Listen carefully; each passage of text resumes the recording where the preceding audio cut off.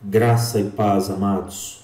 Que bom que estamos mais uma vez na presença do nosso Senhor para juntos refletirmos, meditarmos e aprendermos mais de Sua Santa Palavra. Neste momento, eu convido você a acompanhar comigo a leitura do capítulo 1, versos de 1 a 4 da Epístola de Tiago, que nos diz assim: Tiago, servo de Deus e do Senhor Jesus Cristo, as 12 tribos que se encontram na dispersão, saudações. Meus amados irmãos, tende por motivo de toda alegria o passardes por várias provações, sabendo que a provação da vossa fé, uma vez confirmada, produz perseverança. Ora, a perseverança deve ter ação completa, para que sejais perfeitos e íntegros, em nada deficientes.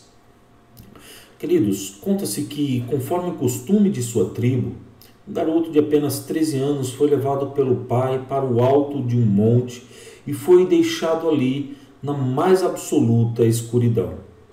Ao chegar àquele lugar, seu pai lhe deu instruções claras de que não deveria sair de onde estava até o raiar do dia, e então se foi. Naquelas circunstâncias, até mesmo o estridular de um grilo parecia algo extremamente assustador. De forma que o medo e o terror tomaram conta de suas emoções. Mas o garoto permaneceu onde estava, conforme as orientações de seu pai. Quando o dia clareou, aquele garoto teve uma grande surpresa ao perceber que seu pai esteve ao seu lado durante toda a noite, armado de arco e flecha, protegendo-o em todo o tempo, pronto a defendê-lo de todo e qualquer ataque que viesse contra ele. Aquela situação foi uma prova para a coragem daquele garoto, foi uma provação da coragem daquele menino. Penso que essa história ilustra bem como nos sentimos em meio às provações pelas quais passamos ao longo da nossa vida. Muitas vezes pensamos que Deus nos deixou sozinhos em meio à escuridão e então se foi.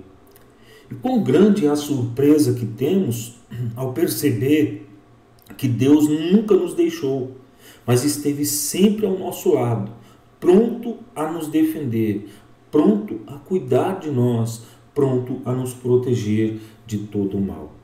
E certamente aqueles a quem esta epístola se destina estavam sob a mesma condição. A epístola de Tiago, queridos, tem mais o aspecto de um sermão do que de uma carta, pois traz consigo uma teologia prática, aplicada à vida diária de seus leitores. Razão porque a epístola de Tiago é comparada com o famoso sermão pregado por Jesus, conhecido como o Sermão do Monte. Outrossim, alguém já disse que Tiago é mais pregador que escritor. O fato é que seus ensinamentos ultrapassam gerações e são tão atuais hoje quanto o foram nas primeiras décadas da igreja cristã. E haviam pelo menos duas razões para Tiago escrever essa epístola. A primeira era, sem dúvidas, despertar o coração dos seus destinatários a confiarem em Deus, não obstante as circunstâncias fossem adversas e até certo ponto desanimadoras. A segunda razão diz respeito à sua vivência cristã, pois é inútil professar fé em Jesus e não a demonstrar na vida diária. Nesse sentido, Tiago afirma convictamente que a fé sem obras é morta. De modo que esta epístola é, sem dúvidas, uma epístola que traz grandes verdades, valiosas verdades e que devemos considerar. Dentre elas, a identificação do seu autor. Veja, por favor, o verso de número 1. Tiago, servo de Deus e do Senhor Jesus Cristo, as 12 tribos que se encontram na dispersão. Saudações. Queridos, aqui o autor apresenta-se apenas como Tiago, servo de Deus e do Senhor Jesus Cristo. Este era um nome comum naqueles dias e o Novo Testamento menciona ao menos 3 pessoas com este nome. Não obstante, o mais provável é que aqui se trate de Tiago, irmão de Jesus, citado em Gálatas 1,19 e depois em Gálatas 2,9. Este é o mesmo Tiago que, juntamente com seus irmãos, desprezou a Cristo no início de seu ministério, mas que, havendo posteriormente crido no Senhor, tornou-se líder da igreja de Jerusalém. E agora, ao invés de ostentar sua familiaridade com Jesus, adjetiva a si mesmo como servo de Deus e do Senhor Jesus Cristo. É preciso atentarmos para tal adjetivação, pois ela tem muito a nos ensinar. Quando Tiago se denomina servo de Deus e do Senhor Jesus Cristo, ele está afirmando que já não tem domínio sobre si. Isto porque a palavra grega doulos, traduzida como servo, significa primariamente escravo. Dessa forma, Tiago, que outrora havia sido descrente, agora é o doulos de Deus e do Senhor Jesus Cristo. É o escravo que vive apenas para satisfazer a vontade do seu Senhor. E a razão disso é que ser escravo implicava em não ter direitos, em não ter vontade própria, em não ter domínio sobre a própria vida. E é assim que Tiago se sente com relação a Deus e ao Senhor Jesus. Alguém que vive não mais para si mesmo, mas para seu Senhor, a quem devota a sua vida com alegria e satisfação. E é nessa qualidade de servo, de escravo, que Tiago escreve as 12 tribos da dispersão. Possivelmente essas 12 tribos a quem Tiago se refere são crentes em Cristo Jesus, que foram dispersos logo após a morte de Estevão. Isso porque, na época do Novo Testamento, já não existiam as 12 tribos de Israel. Portanto, é impossível que Tiago estivesse aqui se dirigindo às 12 tribos criadas por Deus, aos descendentes dos 12 filhos de Jacó. É muito mais provável que Tiago, portanto, esteja se referindo aos crentes em Cristo Jesus que, após a morte de Estevão, foram dispersos por todas as regiões e saíram, conforme o livro de Atos, pregando o Evangelho por onde passavam. O texto de Atos 8:1 nos diz assim: naquele dia levantou-se grande perseguição contra a igreja em Jerusalém, e todos, exceto os apóstolos, foram dispersos pelas regiões da Judéia e Samaria. Ou seja, eram judeus convertidos ao cristianismo e que agora estavam sofrendo perseguições e não poucas provações. O que leva Tiago a exortá-los a que se alegrem em meio às provações. Veja o que diz o verso de número 2. Meus irmãos, tende por motivo de toda alegria o passardes por várias provações. Ao contrário dos ensinamentos odiernos, ou seja, dos ensinamentos que temos hoje, de que o sofrimento é incompatível com a vida cristã e que devemos nos rebelar contra as vicissitudes, contra os problemas, contra as dificuldades da nossa vida, Tiago exorta aos seus leitores, dizendo: meus irmãos, tende por motivo de toda a alegria o passar por diversas provações. As pessoas a quem Tiago escreve, queridos, haviam sido expulsas de suas casas, perdido amigos e familiares. Já não tinham bens ou posses e passavam por sérias dificuldades e privações. Tudo o que tinham diante de si eram intermináveis provações. E uma leitura adequada dos demais capítulos desta epístola nos mostrará que as provações eram não apenas intensas, mas também variadas.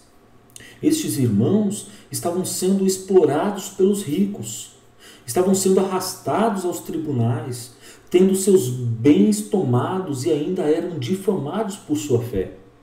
Ainda assim, eles deveriam sentir intensa alegria ao passarem por tais provações. Tiago parece ressoar as palavras proferidas por Jesus no Sermão do Monte, quando afirmou que os que são perseguidos por sua causa devem se regozijar e exultar. Bem-aventurados sois por minha causa, quando por minha causa vos injuriarem e vos perseguirem, e mentindo disserem todo mal contra vós.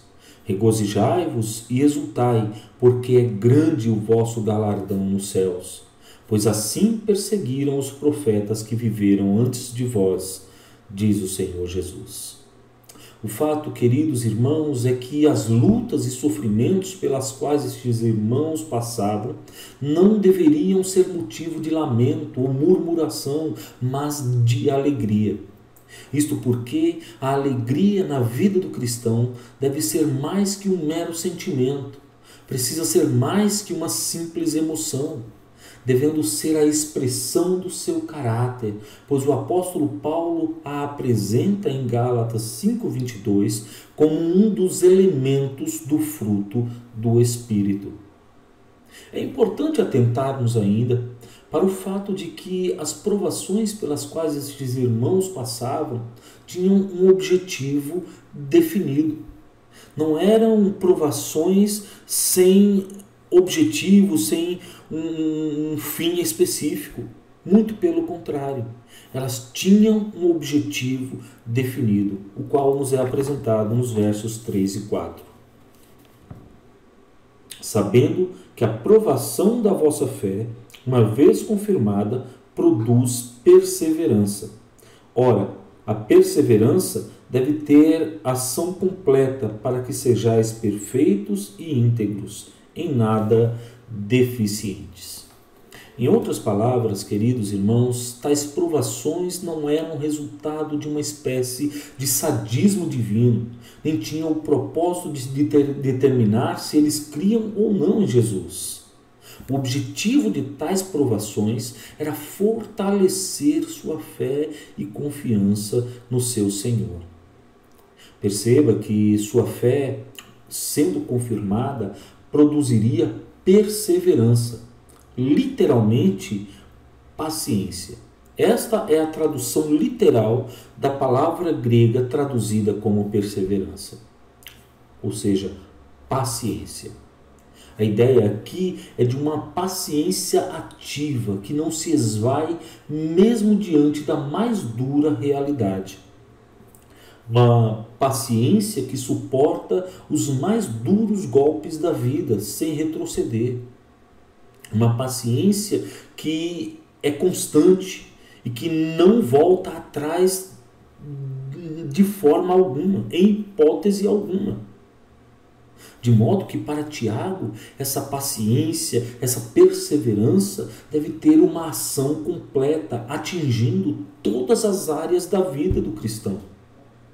Não obstante, sozinha, ela não fecha o ciclo, ou seja, ela não está completa. Para que o processo seja completo, o cristão deve alcançar a perfeição e integridade. E perfeição, neste contexto, não significa ausência de falhas, não denota a inexistência de erros ou a isenção do pecado. Implica antes em amadurecimento. Destaque, um cristão perfeito é um cristão maduro, alguém que não se entrega às murmurações, que não cogita abandonar a fé diante dos reveses da vida. Antes, se torna praticante da palavra e não apenas ouvinte.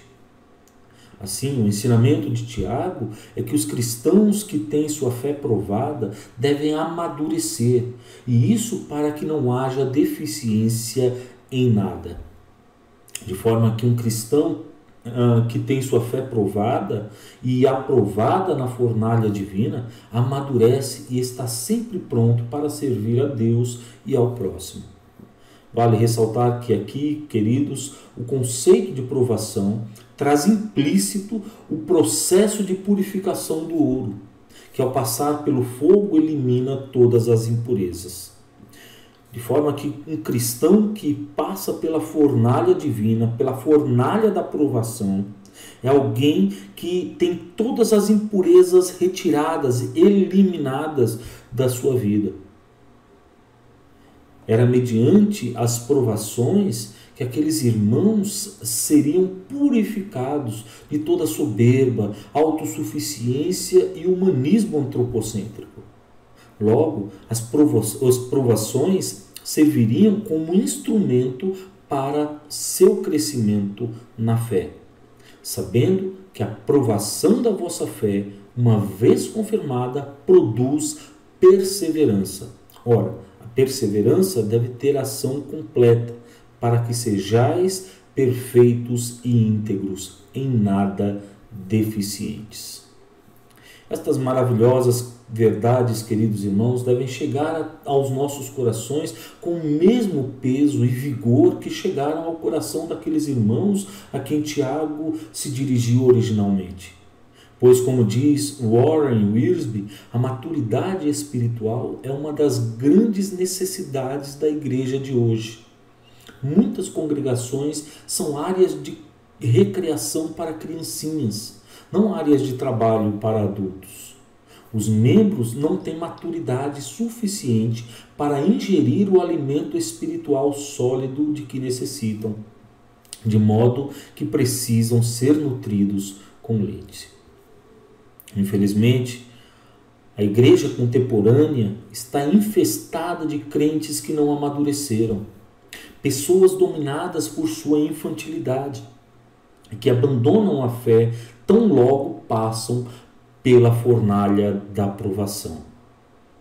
Pessoas que abandonam a igreja por causa dos homens, talvez nunca tenham entrado por causa de Cristo. Não obstante, se enfrentarmos as provações com alegria, certamente o resultado será extremamente satisfatório, redundando na honra e glória daquele que nunca nos deixou, antes sempre esteve ao nosso lado, mesmo nas mais duras provações pelas quais passamos.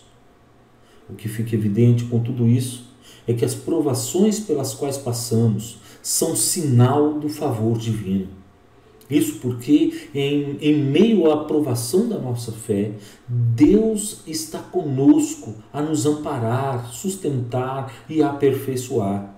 Na fornalha das provações, somos convidados a abandonar nossa autossuficiência, dependendo exclusivamente de Deus, sendo por Ele aperfeiçoados para toda boa obra. Caminhando para o fim, queridos, algumas lições precisam ser ressaltadas para a nossa edificação. Primeiro, assim como Tiago, devemos desenvolver uma postura humilde, nunca buscando para nós o brilho dos holofotes, pois o único que deve aparecer e brilhar é o Senhor Jesus Cristo. Aliás, foi esta a compreensão de João Batista ao declarar: convém que ele cresça e que eu diminua. Há pessoas que, infelizmente, trabalham na igreja, que se envolvem nas coisas apenas para ter a glória para si mesmos, para ter o louvor dos homens, para ter a admiração e o aplauso das pessoas. Lembremos que somos apenas servos, escravos, e que nem mesmo a vida que temos nos pertence. De forma que não devemos esperar a glória dos homens, não devemos esperar o aplauso das pessoas. Não precisamos e não devemos esperar que as pessoas reconheçam o nosso trabalho, pois não devemos fazê-lo para os homens, mas para Deus, a quem deve ser dada toda a honra, toda a glória e todo o louvor. Em segundo lugar, as lutas e dificuldades pelas quais passamos não devem ditar o nosso ritmo de vida. Ao enfrentarmos as tempestades do mar da vida, devemos lembrar do que diz Hebreus 2,18. pois naquilo que ele mesmo sofreu, tendo sido tentado, é poderoso para socorrer os que são tentados. E a raiz do termo grego usado pelo escritor aos Hebreus é a mesma usada por Tiago. Ou seja, quando Cristo Jesus passou pelas tentações, ele estava passando, na verdade, por grandes provações, por inúmeras provações. E por isso ele é poderoso não apenas para compreender, mas também para socorrer os que são provados.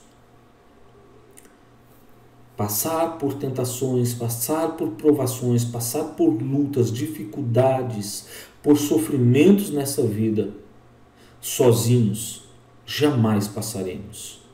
Pois o nosso Senhor Jesus Cristo sabe o que passamos, sabe o que enfrentamos, sabe a realidade das nossas vidas. E Ele é poderoso, de acordo com Hebreus 2,18, para socorrer a cada um de nós em nossas tentações ou provações. Em terceiro lugar, precisamos nos alegrar no Senhor em todo o tempo, em todas as circunstâncias, estando satisfeitos mesmo diante das mais duras provações, visto que por meio delas Deus nos leva à maturidade. Devemos lembrar que as provações têm um objetivo definido. Elas têm um propósito. Elas não acontecem por acaso. Elas não são resultado de alguma espécie de sadismo divino. Deus não tem prazer no nosso sofrimento. Isso nos é dito lá em Lamentações capítulo 3. Deus não tem prazer no nosso sofrimento. Contudo, é por meio das provações que Deus nos leva ao crescimento, à maturidade. É por meio das provações que Deus nos leva ao desenvolvimento da nossa fé. É por meio das provações que nós deixamos de ser crianças em Cristo e passamos a ser adultos. Que passamos a não mais ir à igreja, aos cultos, às programações eclesiásticas apenas para marcar lugar na igreja, para dizer que estamos ali. Mas vamos para servir de fato ao único que deve ser honrado, adorado e glorificado, o próprio Deus. A quem seja a honra, a glória e o louvor para todos sempre. Amém.